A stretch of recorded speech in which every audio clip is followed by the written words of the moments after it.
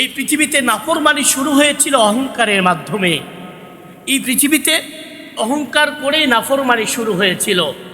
আমরা জানি আল্লাহ রাসূল সাল্লাল্লাহু আলাইহি ওয়াসাল্লাম তিনি হলেন সর্বশেষ নবী, আর সর্বপ্রথম নবী হযরতে আদম আলাইহিস সালাতু ওয়াস সালাম।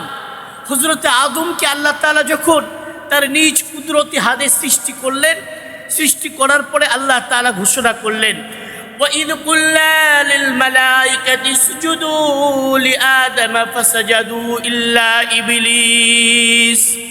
আল্লাহ তাআলা সমস্ত ফেরেশতাদেরকে আদেশ করলেন, ও ফেরেশতারা, আমি আমার কুদরতি হাত দিয়ে আদমকে সৃষ্টি করেছি, আমি তোমাদেরকে আদেশ করছি তোমরা এই আদমকে সিজদা করো। আল্লাহ তাআলার ফেরেশতারা সবাই হযরতে আদম আলাইহিস সালাতু ওয়াস সালামকে সিজদা করলেন। শুধুমাত্র একজন সিজদা করলো না, ইবলিস। আল্লাহ তাআলা ডাক দিয়ে বললেন, মা মানাকা আন তাসজুদা ইয আমারতুক। ও ইবলিস, তুমি যে সিজদা করলে না, কে তোমাকে এই সিজদা দিতে বাধা দিল? তোমার সিজদা না করার যুক্তি কি? সিজদা না করার লজিক কি? সিজদা না করার প্রমাণ কি? যুক্তিকতা কি? কি কারণে তুমি সিজদা করলে না? ইবলিস ডাক দিয়ে বলে, খলাকতাহু মিন নার। আল্লাহ, আমাকে না আগুন দিয়ে সৃষ্টি করা হয়েছে। ওয়া খলাকতাহু মিন তিন, আর আদমকে সৃষ্টি করা হয়েছে মাটি দিয়ে। আর আগুনের স্বভাব হলো উপরের দিকে যাওয়া, মাটির স্বভাব হলো নিচের দিকে থাকা। উপর কখনো নিচেকে কখনোই সেজদা দিতে পারে না, এই জন্য আমিও আদমকে সেজদা দিতে পারবো না। বলেন না নাউজুবিল্লাহ। এখানে আদমকে সেজদা দেওয়া বড় কথা ছিল না, এখানে ছিল আল্লাহর হুকুম পালন করা। আল্লাহ আদেশ করেছে, কি করেছে, কেন করেছে, যুক্তি চলবে না। আল্লাহ আদেশ করেছে, আমাকে মানতে হবে। কেন?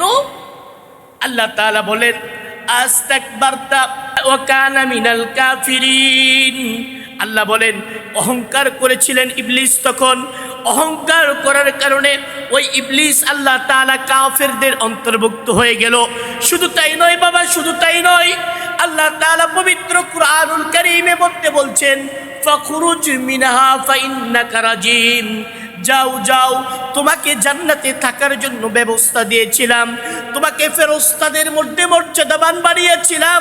আজকে তুমি আমার আদেশ না মানার কারণে ফাখরুজ মিনহা, এই জান্নাত থেকে বের হয়ে যাও, আর কিয়ামত পর্যন্ত তুমি অভিশপ্ত। বলেন না নাউজুবিল্লাহ।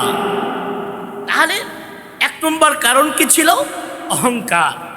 অহংকারের কারণে ইবলিস তার শ্রেষ্ঠত্বকে হারিয়ে ফেলেছে। তার শ্রেষ্ঠত্বকে হারিয়ে ফেলে সে কিয়ামত পর্যন্ত লানত-প্রাপ্ত অভিশপ্ত একজন ব্যক্তি হয়ে গেলেন, যে জাহান্নামে যাবে, অভিশপ্ত হয়ে যাবে। এই প্রিয় ভাই, আমাদের অন্তরে অহংকার আছে না নেই? আছে। আমাদের অন্তরে অহংকার আছে। কখনো টাকার অহংকার, কখনো পয়সার অহংকার, কখনো ক্ষমতার অহংকার, কখনো কখনো বা আমরা একে অপরের প্রতি অহংকার করি, আমার দাম্ভিকতা চলে।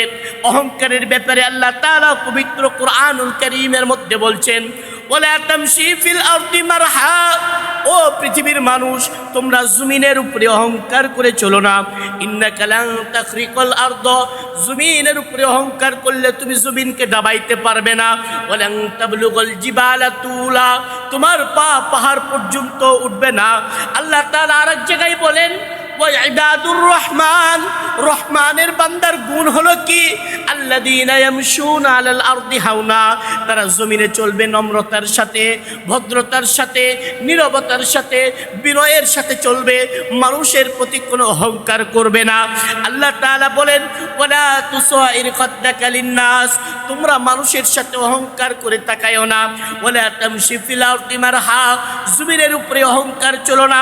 ইন্নাহু লা ইউহিব্বুল মুস্তাকবিরিন, আল্লাহ তাআলা অহংকারীদের পছন্দ করে না। বলেন না সুবহানাল্লাহ। আল্লাহ তাআলা অহংকারীদেরকে পছন্দ করে না। দুনিয়াতে আরো প্রমাণ রয়েছে, শুধুমাত্র অহংকার করার কারণে আল্লাহ ধ্বংস করে দিয়েছেন।